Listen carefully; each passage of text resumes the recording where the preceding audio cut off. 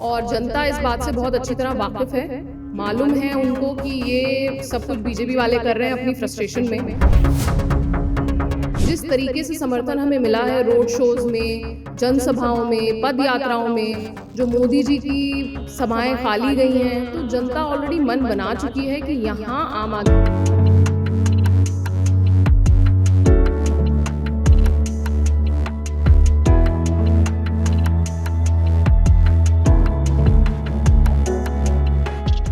मैं इत्थे आम आदमी क्लिनिक ਇਹਦੇ ਵਿੱਚ ਬਤੌਰ ਮੈਡੀਕਲ ਅਫਸਰ ਕੰਮ ਕਰ ਰਹੀ ਹਾਂ। ਸਰਕਾਰ ਦਾ ਇਹ ਬਹੁਤ ਅੱਛਾ ਉਪਰਾਲਾ ਸੀਗਾ ਕਿ ਨੀਅਰ ਬਾਈ ਜਿਹੜੇ ਸਾਰੇ ਲੋਕ ਹੈ ਉਹਨਾਂ ਨੂੰ ਬੜਾ ਕੰਫਰਟੇਬਲ ਕਿ ਉਹਨਾਂ ਨੂੰ ਆਉਣਾ ਵੀ ਸੌਖਾ ਰਵੇ ਔਰ ਜਦੋਂ ਵੀ ਡਿਊਟੀ ਆਵਰ ਦੇ ਵਿੱਚ ਸਾਡੇ ਹੁੰਦੇ ਆ 9 ਤੋਂ 3 ਟਾਈਮਿੰਗ ਹੁੰਦੇ ਆ ਉਹਦੇ 'ਚ ਪੇਸ਼ੈਂਟ ਆਪਣੀ ਲੋੜ ਦੇ ਹਿਸਾਬ ਨਾਲ ਆ ਕੇ ਸਰਕਾਰ ਵੱਲੋਂ ਫ੍ਰੀ ਮੈਡੀਸਨ ਔਰ ਫ੍ਰੀ ਟੈਸਟ ਦੀ ਜਿਹੜੀ ਇੱਥੇ ਸੁਵਿਧਾ ਹੈ।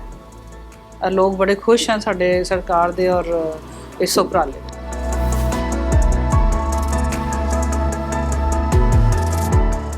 मैं परमजीत सिंह साडे लम्बे पिंड विच आम आदमी क्लिनिक खुला पिया। इस जो भी दवाई हर तरह की दवाई मिलती पई आ, टैसट वगैरह सारे फ्री होंदे पे आ। जो भी आइए 9 तो 3 बजे तक दवाई मिलती पई है। स्टाफ बहुत वधिया पिया। जो दा पंजाब सरकार ने लम्बे पिंड आदमी क्लिनिक खोलिया तो बहुत लोगों को फायदा हो रहा। ਪੰਜਾਬ ਦੇ ਵਿੱਚ ਨਵੀਂ ਸਿਹਤ ਕ੍ਰਾਂਤੀ ਚਲਾਈ ਹੋਈ ਹੈ। ਅਸੀਂ ਕਿ ਸ਼ਾਨਦਾਰ ਤੁਹਾਨੂੰ ਹਸਪਤਾਲ ਤੇ ਸ਼ਾਨਦਾਰ ਸਿਹਤ ਸੇਵਾਵਾਂ ਦੇਵਾਂਗੇ। ਉਦਘਾਟਨ ਕਰਨ ਗਿਆ ਤਾਂ ਬਜ਼ੁਰਗ ਬੈਠਾ ਸੀ, ਉਹਦੀਆਂ ਅੱਖਾਂ 'ਚੋਂ ਪਾਣੀ ਆ ਗਿਆ। ਉਹ ਕਹਿੰਦਾ ਪੁੱਤ 25 ਕਿਲੋਮੀਟਰ ਜਾਣਾ ਪੈਂਦਾ।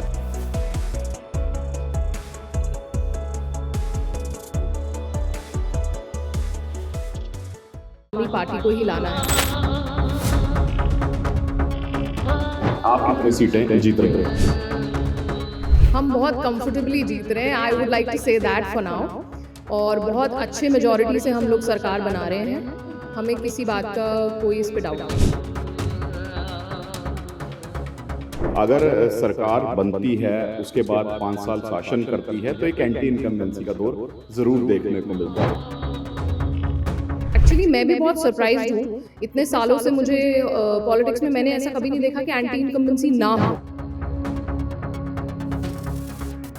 दिल्ली विधानसभा चुनाव की बात करें तो प्रचार थम चुका है, लेकिन फैसला अब जनता ने करना है कि किसके वादे और दावे जो हैं वो जनता को पसंद आ रहे हैं। हालांकि अगर विभिन्न पार्टियों की बात करें, आम आदमी पार्टी की बात करें, कांग्रेस की बात करें या बीजेपी की बात करें, पूरा दमखम ज़रूर दिखाया है, लेकिन कांटे की टक्कर इन चुनाव में ज़रूर देखने को मिल रही है। राबिया के दवाई आप लीडर हमारे साथ हैं, बातचीत कर देते हैं। हम किस तरह से देखते हैं, प्रचार तो थम गया लेकिन अभी जनता के पाले में गेंद है कि इस बार सत्ता की कुर्सी किसको मिलती है। किस तरह से देखते हैं, कितना आपको समर्थन मिला और ओवरऑल इस बार के चुनाव में जो सिनेरियो बनता हुआ नज़र आया, क्योंकि इस बार की जो चुनाव थी वो पिछली कई चुनाव से अलग नज़र आई। यहाँ पर जो शब्दावली थी वो भी कहीं ना कहीं भटकती हुई नज़र आई अपने मुद्दों से। इसके अलावा कई जगहों पर मारपीट की जो घटनाएं भी सामने आई हैं। तो ऐसे में दिल्ली में अमूमन इस तरह के चुनाव नहीं होते थे, इस बार सूरत बदलती हुई नज़र आई है। जी बिल्कुल सही कह रहे हैं आप। इस तरीके के चुनाव जनरली कोई बहुत पिछड़े हुए बिहार यूपी के इलाके में कोई एक आध दो घटनाएं सुनने को मिलती थीं। दिल्ली में कभी ऐसा नहीं होता था। मैं दिल्ली में ही बॉर्न एंड ब्रॉट अप हूँ। बचपन से आज तक मैंने कभी ऐसे चुनाव यहाँ नहीं देखे। और जनता इस बात से बहुत अच्छी तरह वाकिफ़ है। मालूम है उनको कि ये सब कुछ बीजेपी वाले कर रहे हैं अपनी फ्रस्ट्रेशन में। तो जनता के पाले में ज़रूर है इस समय, लेकिन जनता अपना फैसला सुना चुकी है।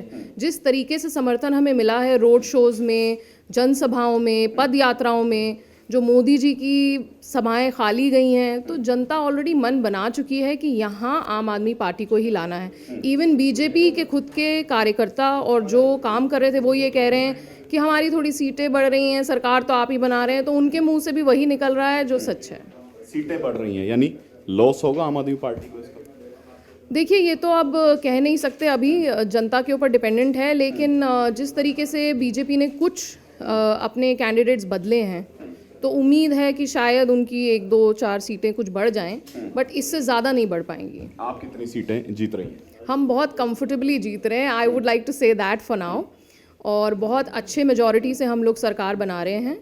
हमें किसी बात का कोई इस पे डाउट नहीं है। कारण क्या है इसका? क्योंकि अगर सरकार बनती है उसके बाद 5 साल शासन करती है तो एक एंटी इनकम्बेंसी का दौर ज़रूर देखने को मिलता है, क्योंकि कई लोग ऐसे होते हैं जिनके मसले हल नहीं होते।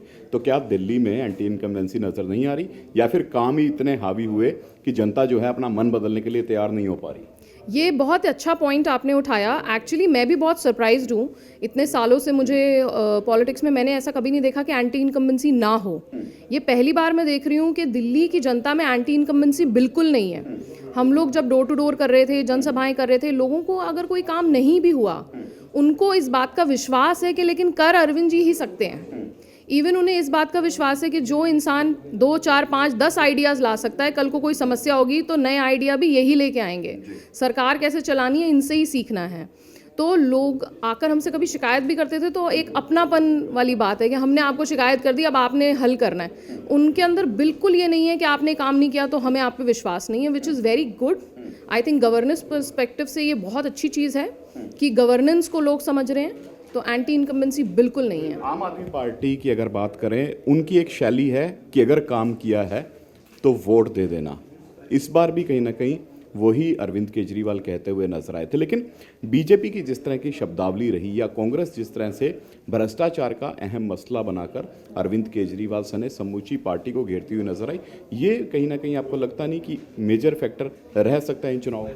बिल्कुल रह सकता है, और ये काफ़ी शोभा नहीं देता इतनी बड़ी पार्टी को और इतने बड़े लीडर्स को, जिस तरीके के उनके काफ़ी सीनियर लीडर्स ने भी बयान दिए।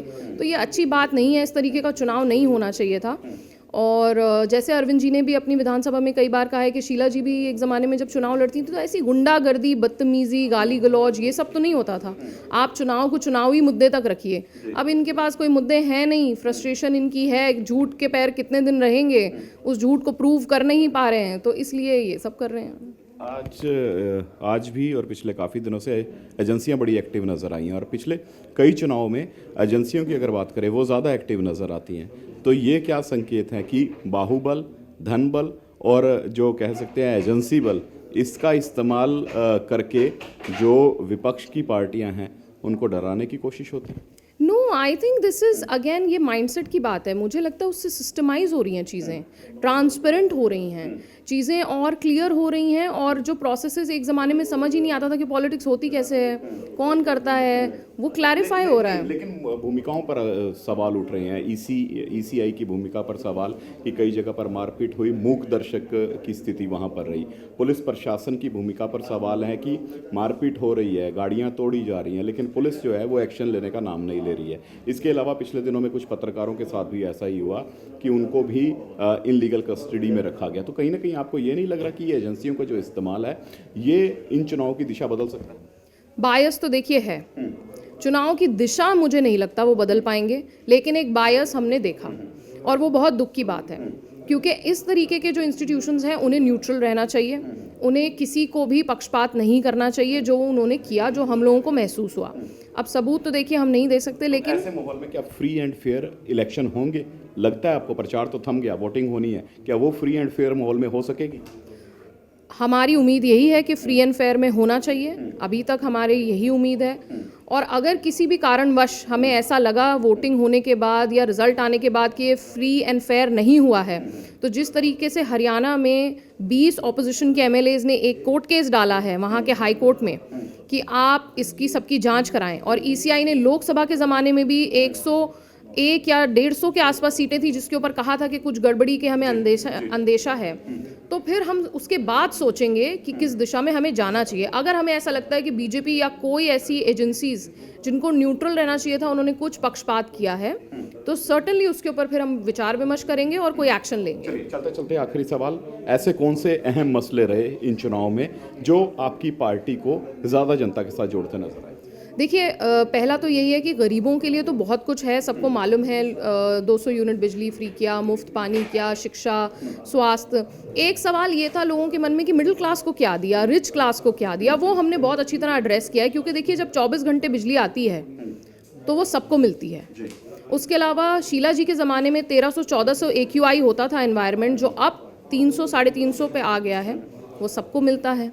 फिर आप ये देखिए कि दिल्ली जो है वो एक सर्वे में चौथे नंबर पे था हाईएस्ट ट्रैफिक जैम्स के लिए, वो आज 44th नंबर पे है, क्योंकि 38 फ्लाईओवर्स अरविंद जी ने बनाए जिससे ट्रैफिक ड्यूरेशन आपकी कम हुई सड़कों पे चलने की। तो ऐसे करके बहुत सारी चीज़ें हैं जिनका फ़ायदा मिडिल क्लास और अपर क्लास को भी हुआ है दिल्ली में। पानी बड़ा मसला।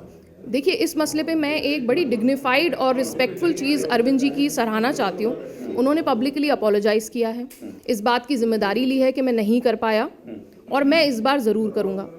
तो एक ऐसे व्यक्ति ने अगर मान लीजिए 10 वायदे किए, एक नहीं भी कर पाए और उस बात की जिम्मेदारी ले रहे हैं, उससे भाग नहीं रहे हैं, अपोलोजाइज़ भी कर रहे हैं, माफ़ी मांग रहे हैं, तो उनको मौका देने के लिए जनता तैयार है। चलिए, इन्होंने दावा किया है कि इनकी एक बार फिर से दिल्ली में सरकार बनती हुई नजर आएगी, लेकिन देखने वाली बात रहेगी कि 8 के नतीजे वो क्या कहते हुए नजर आते हैं इस बार दिल्ली में, किसकी सरकार बनती है और कौन से मसले वो ज़्यादा हावी रहते हैं। कैमरा पर्सन अनिल के साथ विनीत कपूर, दैनिक सवेरा टीवी, नई दिल्ली।